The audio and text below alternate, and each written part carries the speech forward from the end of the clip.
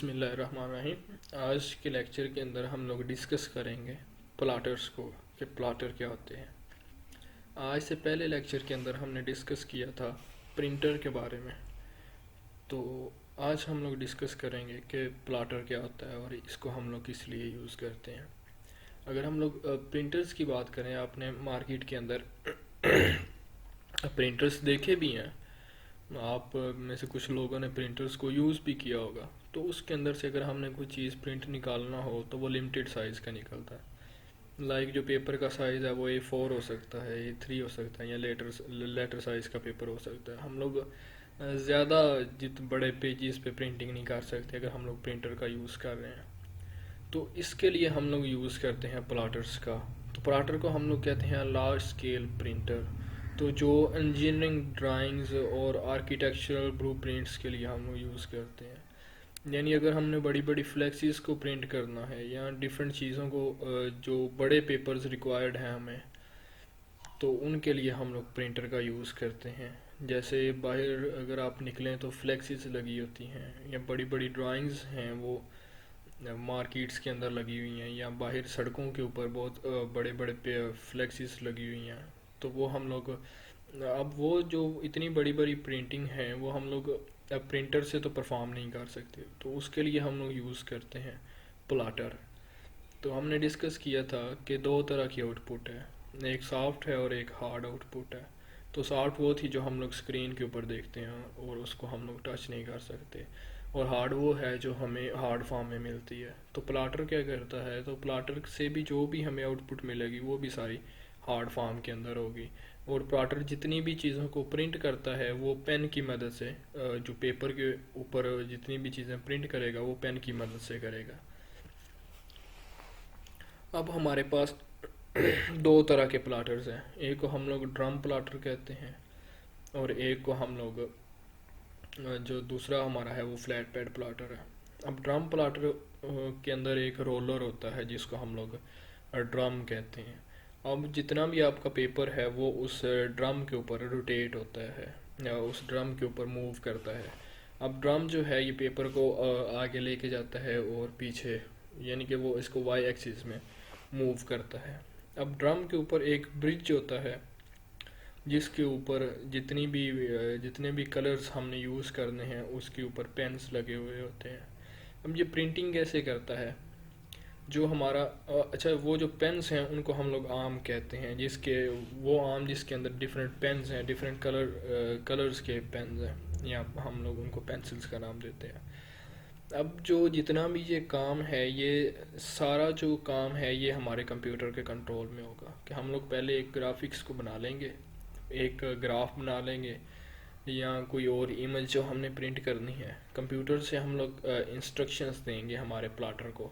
अगर हम लोग ड्रम प्लाटर यूज़ कर रहे हैं तो ड्रम प्लाटर क्या करेगा, जिस तरह की हम लोग इंस्ट्रक्शंस देंगे उसी तरह की वो प्रिंटिंग करनी शुरू कर देगा। तो जो हमारा ड्रम प्लाटर है वो यूज़ हम लोग करते हैं कंटिन्यूस आउटपुट के लिए। जैसे हम लोग अर्थक्वेक एक्टिविटीज़ हैं तो उनको प्लॉट करने के लिए हम लोग बड़े ग्राफ्स के ऊपर प्लॉट करने के लिए हम लोग ड्रम प्लाटर का यूज़ करते हैं। अब ड्रम प्लाटर का जो एडवांटेज है उसके अंदर इसका जो मेन एडवांटेज है वो ये है कि जो आपका पेपर का साइज़ है, जो आपकी शीट का साइज़ है, वो लंबी जितनी मर्ज़ी आप रख लें, लेकिन उसकी जो विड्थ है, उसकी लेंथ जो है वो अनलिमिटेड हो सकती है आपके पास, लेकिन जो उसकी विड्थ है वो लिमिटेड होगी। जितना चौड़ा आपका ड्रम होगा उतनी चौड़ी उसकी विड्थ होगी। तो इसके ऊपर जितनी भी प्रिंटिंग है वो परफॉर्म होगी हमारे परफॉर्म करवाएगा हमारा कंप्यूटर, लेकिन उसके ऊपर ड्रम के ऊपर वो हमारा पेपर प्लेस होगा। तो उसके ऊपर जो ड्रम के ऊपर ब्रिज होगा, ब्रिज के ऊपर रोबोटिक आर्म्स लगे होंगे, ड्राइंग आर्म्स जिनको हम लोग कहते हैं, उनके अंदर डिफरेंट कलर्स की पेन्स होंगे जिनके अंदर डिफरेंट कलर्स हैं। उनको इंस्ट्रक्शंस देगा हमारा कंप्यूटर, और जिस तरह की इंस्ट्रक्शंस होंगी उस तरह के ऊपर वो ड्राइंग को बना देगा हमारे उस पेपर के ऊपर। अब अगर हम लोग इसको पिक्चर से देखें तो ये हमारे पास ड्रम है, ये जो गोल सा है ये ड्रम है। अब ये एक्स एक्सिस में मूव करेगा। अब इस ड्रम के ऊपर क्या होगा, हम लोग पेपर को प्लेस करेंगे। ये हमारा ब्रिज है, जिसके ऊपर ये ड्राइंग आर्म लगा हुआ है। अब इस ड्राइंग आर्म्स के अंदर डिफरेंट कलर्स की पेंसिल्स होंगे जो क्या करेंगे, इस पेपर के ऊपर ड्राइंग करेंगे। अब जैसे ही जो हमारा कंप्यूटर है इसको इंस्ट्रक्शंस देगा ड्राइंग क्रिएट करने के लिए, तो ये जो ड्रम है हमारा ये एक्स एक्सिस पे मूव करेगा, पेपर को आगे या पीछे लेके जाएगा। और जो हमारा ब्रिज है इसके ऊपर ये जो पेन्स हैं ये वाई एक्सिस पे जाएंगी। लेट्स सपोज यहाँ से वो लिखना स्टार्ट हुई हैं तो इस साइड पे लिखती जाएंगी, फिर ड्रम रोटेट होगा, नेक्स्ट लाइन पे चला जाएगा, और फिर ये जो पेन्स हैं ये वाई एक्सिस पे मूव करके पूरे पेपर के ऊपर ड्राइंग करती जाएंगी। और जैसे जैसे लिखता जाएगा जो हमारा ड्रम है ये पेपर को रोटेट करता जाएगा, रोल करता जाएगा, ताकि जो आगे खाली जगह है उसके ऊपर लिखा जा सके। नेक्स्ट है हमारे पास इसकी जो दूसरी टाइप है वो है flatbed plotter. Flatbed plotter को हम लोग टेबल प्लाटर भी कहते हैं। तो जो हमारे पास एडवांटेज था वो इसके अंदर डिसएडवांटेज है। हमारे पास जो हमारा ड्रम प्लाटर था उसका एडवांटेज ये था कि उसकी जो पेपर की लेंथ है वो अनलिमिटेड हो सकती है, लेकिन यहाँ पर जो पेपर की लेंथ है वो डिपेंड करती है आपके बेड के ऊपर, आपका जो फ्लैट बेड प्लाटर है उसके ऊपर। तो यहाँ पर उसकी लेंथ और विड्थ अनलिमिटेड नहीं हो सकती। विड्थ तो उसके अंदर भी अनलिमिटेड नहीं थी, वो डिपेंड करता था आपके ड्रम कितना उसकी विड्थ कितनी है।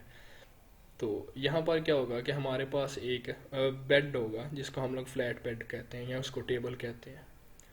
तो जो पेपर है हम लोग जो हमारी शीट है वो हम लोग उसके ऊपर रख देंगे। अब जो फ्लैट बेड प्लाटर है ये दो रोबोटिक आर्म्स यूज़ करता है जिनके अंदर डिफरेंट कलर्स की इंक और पेंसिल्स मौजूद होती हैं। अब ये जो हमारे रोबोटिक आर्म्स हैं ये उस बेड के ऊपर फिक्स्ड होते हैं।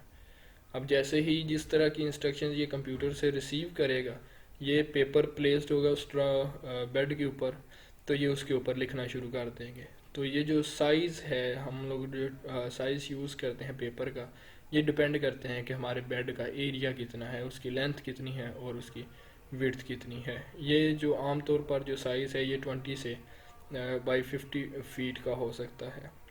तो ये जो हमारा फ्लैट बेड प्लाटर है ये मोस्टली हम लोग यूज़ करते हैं कार्स, शिप्स और की एयरक्राफ्ट्स, बिल्डिंग और हाईवेज की ड्राइंग्स को इम्प्लीमेंट करवाने के लिए, इनकी ड्राइंग्स को प्लॉट करवाने के लिए, ऊपर किसी भी पेपर के ऊपर इनको ड्रा करने के लिए।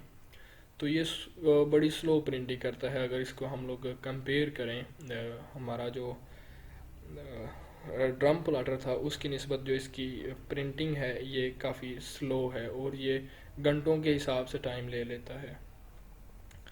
तो दो तरह के हमारे प्लाटर्स थे, एक ड्रम था, ड्रम के अंदर हम लोग ड्रम को यूज़ करते हैं जिसके ऊपर पेपर प्लेस्ड होता है, और ड्रम के ऊपर एक ब्रिज था जिसके ऊपर रोबोटिक आर्म्स लगा हुआ था जिनके अंदर पेंसिल्स होती थी डिफरेंट कलर्स की, और काम कैसे करता था, कंप्यूटर उसको इंस्ट्रक्शंस देता था और इस हिसाब से वो पेपर के ऊपर जो आपकी शीट है उसके ऊपर ड्राइंग बना देता था। फ्लैट बेड के अंदर क्या है कि हमारे पास एक बेड होता है, उसके ऊपर हम लोग पेपर प्लेस करते हैं, उसके ऊपर दो रोबोटिक आर्म्स लगे होते हैं जिसके अंदर डिफरेंट कलर्स की पेंसिल्स होती हैं, और जैसे जैसे हम लोग उसको इंस्ट्रक्शन देता है हमारा कंप्यूटर जिस तरह की, उस तरह की वो उसके ऊपर ड्राइंग बना देता है।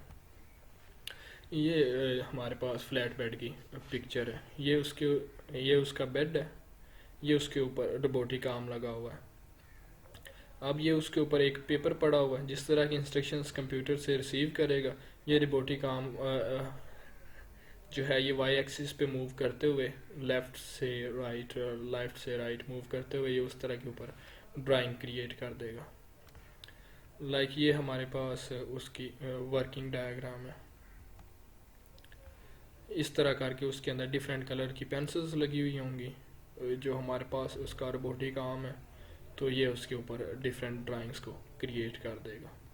ये हमारे पास उसके अंदर जो फ्लैट बेड की है वो प्रॉपर पिक्चर है कि इसके अंदर डिफरेंट रोबोटिक आर्म्स हैं, दो रोबोटिक आर्म्स लगे हुए हैं, एक ये है और एक ये दूसरी साइड पे है। तो जिस तरह की इंस्ट्रक्शंस कंप्यूटर से रिसीव करता जाएगा उस तरह की जो प्रिंटिंग है वो ये ऊपर प्रिंट बना देगा जो भी प्रिंट होगा। लेकिन इसकी जो लेंथ है हमारे पास वो हमेशा लिमिटेड ही रहेगी, लेंथ और विड्थ, क्योंकि ये डिपेंड करेगी उस बेड के ऊपर जिसके ऊपर हमने पेपर को रखना है।